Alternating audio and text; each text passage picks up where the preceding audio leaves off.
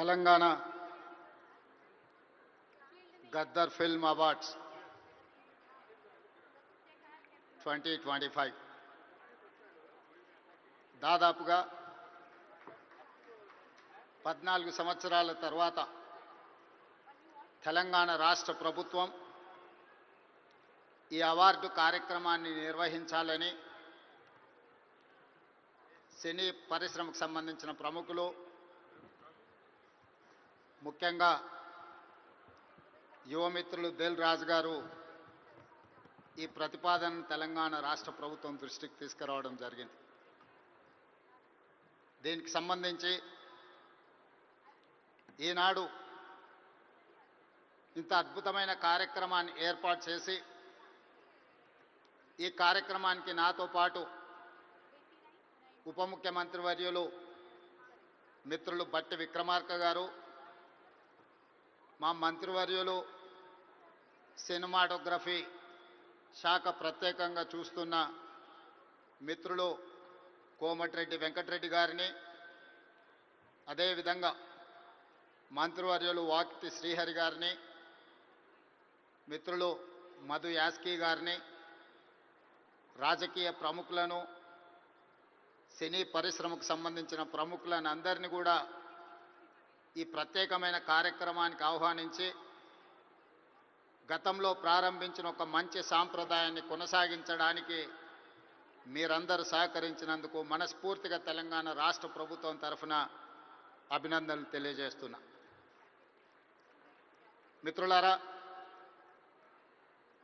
Congress party, Congress ప్రభుత్వం పరిశ్రమను ఎప్పుడూ గౌరవించి మీకు అవసరమైన అన్ని వసతులను ఏర్పాటు చేయడమే కాకుండా మిమ్మల్ని అభినందించాలన్న ఆలోచనతోటి 60 సంవత్సరాల క్రితం, నాకు తెలిసినంత వరకు సినీ ప్రముఖులకు ఇంకా బాగా తెలియాలి, 1964లో తెలుగు సినీ పరిశ్రమను గుర్తించడానికి డైరెక్టర్లను, నటులను, అదేవిధంగా ఇతర కళాకారులను గుర్తించాలి, గుర్తించిన వాళ్లకు అవార్డులు ఇవ్వాలి, ఆ అవార్డులకు నంది పేరు పెట్టాలి అని చెప్పి 60 సంవత్సరాల క్రితం ఆనాటి ప్రభుత్వం నిర్ణయం తీసుకొని ఆ సంప్రదాయాన్ని 14 సంవత్సరాల క్రితం వరకు ఎవరు ఉమ్మడి ఆంధ్రప్రదేశ్కి ముఖ్యమంత్రి అయినా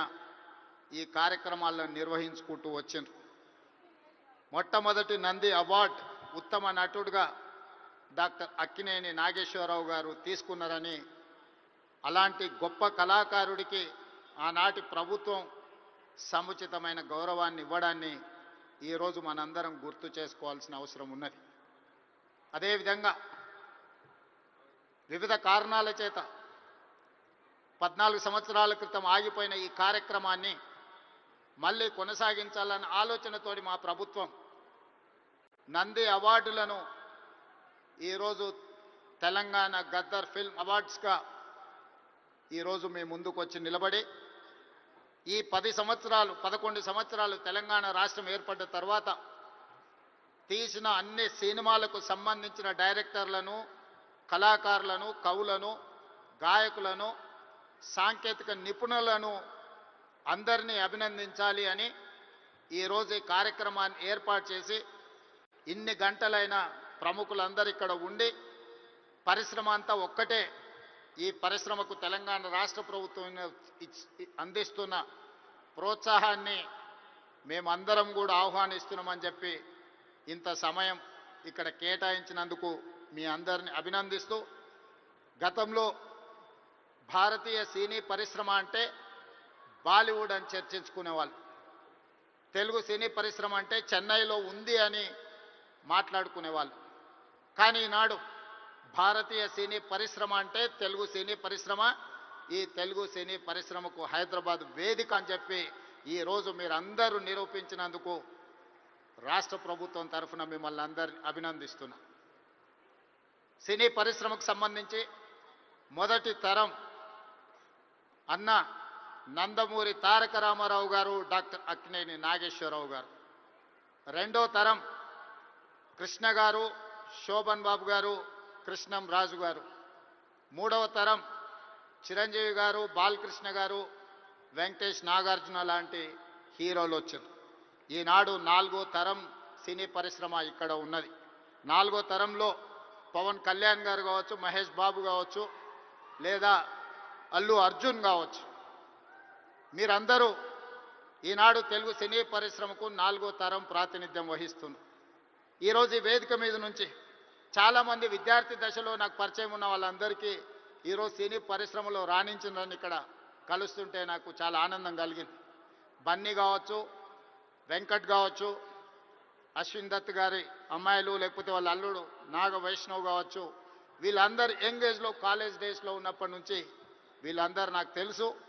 ఈరోజు గొప్ప డైరెక్టర్లుగా, గొప్ప నటులుగా, గొప్ప ప్రొడ్యూసర్స్గా, నవీన్ ఎర్నేని లాంటి పెద్ద ప్రొడ్యూసర్స్ అందరూ కూడా మా యువమిత్రులందరూ ఈరోజు ఈ పరిశ్రమలో రాణించడం, ఈరోజు వాళ్ళందరినీ వేదిక మీద నుంచి అభినందించడం చాలా సంతోషకరమైన సందర్భం. అదేవిధంగా ఈ కార్యక్రమం అద్భుతంగా నిర్వహించడమే కాదు, నేను ఒక్క మాట ఈ వేదిక మీద నుంచి సినీ ప్రముఖులందరికీ కూడా చెప్పదలుచుకున్నాను. రాష్ట్ర ప్రభుత్వం కఠినంగా కనిపిస్తుంది, కానీ మిమ్మల్ని అభిమానంగా చూసుకుంటుంది. మీ అభివృద్ధికి 100% తోడ్పాటును అందిస్తుంది. ప్రభుత్వం నడిపేటప్పుడు కొన్ని నిర్ణయాలు తీసుకున్నా అది మిమ్మల్ని ప్రోత్సహించడానికి, మిమ్మల్ని అభినందించడానికి, మీకు సముచితమైన స్థానం కల్పించడానికే ఈ రాష్ట్ర ప్రభుత్వం ప్రయత్నం చేస్తుంది.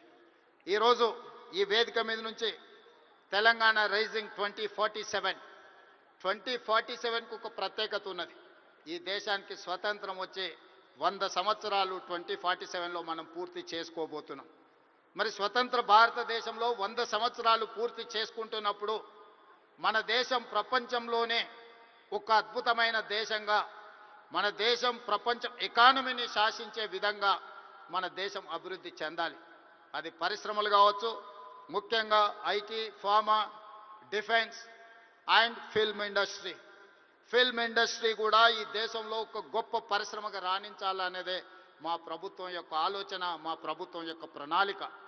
అందుకే ఈరోజు ఈ వేదిక మీద నుంచి మీకు అందరికీ ఒక మాట నేను స్పష్టంగా చెప్పదలుచుకున్నా.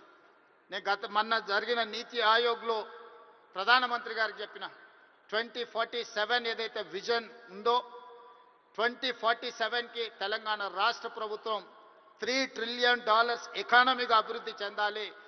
2035 లోపల $1 ట్రిలియన్ ఎకానమీగా తెలంగాణ రాష్ట్రాన్ని అభివృద్ధి పదం వైపు నడిపిస్తాం.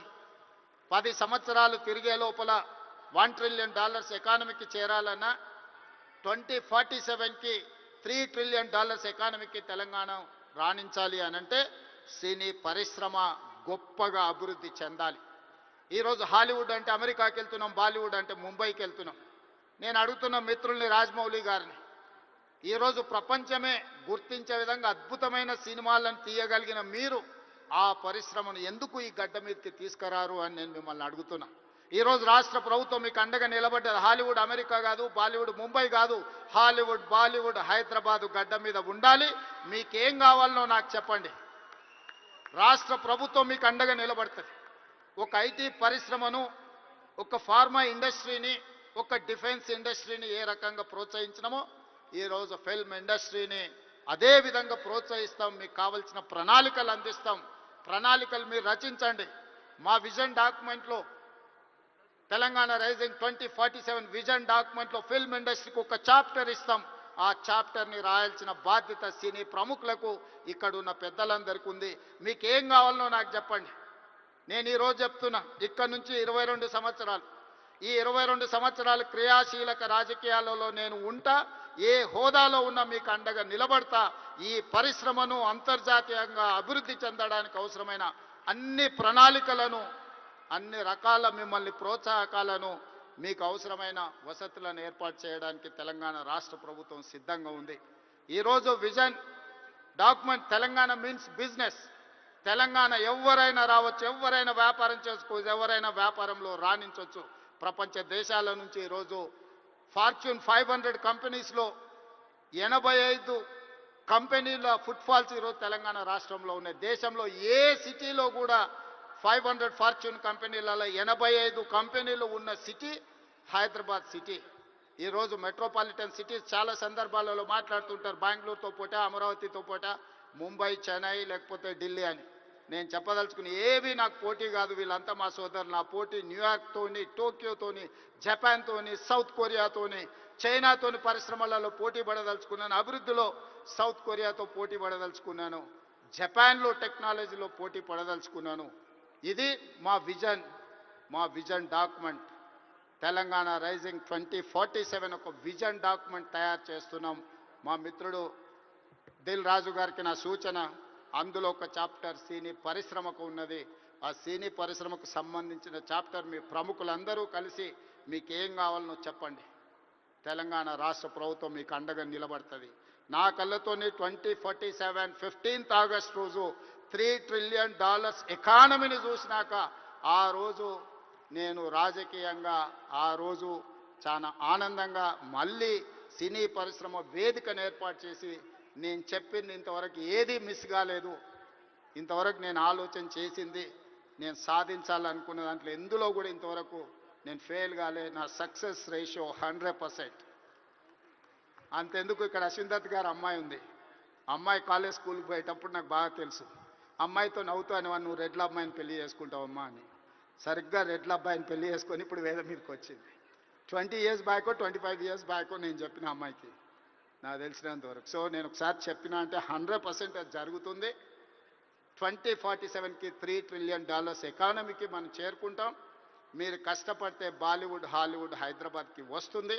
దానికి సంబంధించి మా వైపు నుంచి సంపూర్ణమైన సహకారం ఉంటుంది. ఈరోజు గద్దరన్న అంటే ఒక చైతన్యం, గద్దరన్న అంటే ఒక విప్లవం, గద్దరన్న అంటే ఒక వేగు చుక్క. గద్దరన్న స్ఫూర్తితోని ఈరోజు తెలంగాణ రాష్ట్రాన్ని మేము సాధించుకున్నాం. జయ జయ హే తెలంగాణ అందించిన ఆద్మశ్రీ, ఈరోజు జై బోలో తెలంగాణ అందించిన గద్దరన్న మాకందరికీ స్ఫూర్తి. అలాంటి స్ఫూర్తితోనే మేము పోరాటం చేసినాం. ఈ పోరాటం ప్రజల కోసమే, ప్రజలకు అవసరమైన సంక్షేమాన్ని, అభివృద్ధిని అందించడానికి నిత్యం వారిని స్ఫూర్తిగా తీసుకుంటాం. ఈరోజు తెలంగాణ గద్దర్ ఫిల్మ్ అవార్డ్స్ తీసుకున్న వాళ్ళందరినీ కూడా నేను మనస్ఫూర్తిగా అభినందిస్తున్నా. ఈ తెలంగాణ నిర్మాణంలో, ఈ తెలంగాణ అభివృద్ధిలో మీరందరూ భాగస్వాములు కావాలి. గతంలో ఏమైనా అంశాలు ఉన్నా వాటన్నిటిని పక్కన పెట్టండి. మనందరం కలిసికట్టుగా అభివృద్ధి పదం వైపు నడవాలి. మరొక్కసారి నందమూరి బాలకృష్ణ గారిని వారు ఒక మాట చెప్పిండ్రు నాకు చెప్పమని. కళ్ళతో చూసేది కళ, కళ్ళతో అభినయించేది కళ, కళ్ళు మూసుకొని కనేది కళ, కళ్ళు మూసుకున్న వాళ్ళను చైతన్యపరిచేది కళ అని చెప్పు అని వారు చెప్పిండ్రు. సో వారి బాలకృష్ణ గారి తరఫున మీకు అందరికీ చెప్తున్నా, ఖచ్చితంగా ఈ కళా చైతన్యమే ఈరోజు తెలంగాణ రాష్ట్రాన్ని అభివృద్ధి పదం వైపు నడిపించిన, ఎంతోమందిని ఈరోజు విప్లవాల వైపు నడిపించిన గద్దరన్న ఈరోజు అభివృద్ధి పదం వైపు నడిపించడానికి కూడా మనస్ఫూర్తిగా ఉండాలి. మనస్ఫూర్తిగా గద్దరన్న కుటుంబాన్ని ఈరోజు అభినందిస్తూ ఆ కుటుంబానికి కూడా రాష్ట్ర ప్రభుత్వం అండగా నిలబడుతుంది. చివరగా ఒక విజ్ఞప్తి మా ఉప ముఖ్యమంత్రి గారికి. హైదరాబాద్ పిల్లోడు రాహుల్ సిప్లీగంజ్ ఓల్డ్ సిటీ నుంచి అద్భుతంగా ఆస్కార్ అవార్డు వరకు రాణించారు. ఈ వేదిక మీద మా బట్టన్న ఏమి ఇచ్చినట్టు లేడు. తప్పకుండా అతన్ని అభినందించడానికి, అతన్ని కూడా ఏమైనా ఇవ్వడానికి రాష్ట్ర ప్రభుత్వానికి నేను విజ్ఞప్తి చేస్తున్నాను, మా ఆర్థిక మంత్రి గారికి. సో రాహుల్ సిప్లీగంజ్ కూడా ఏదైనా అవార్డు ఏమి ఇవ్వగలరో మీరు ఇవ్వాల్సిందిగా కోరుకుంటూ మీ అందరి దగ్గర సెలవు తీసుకుంటున్న. ధన్యవాదాలు మిత్రులారా.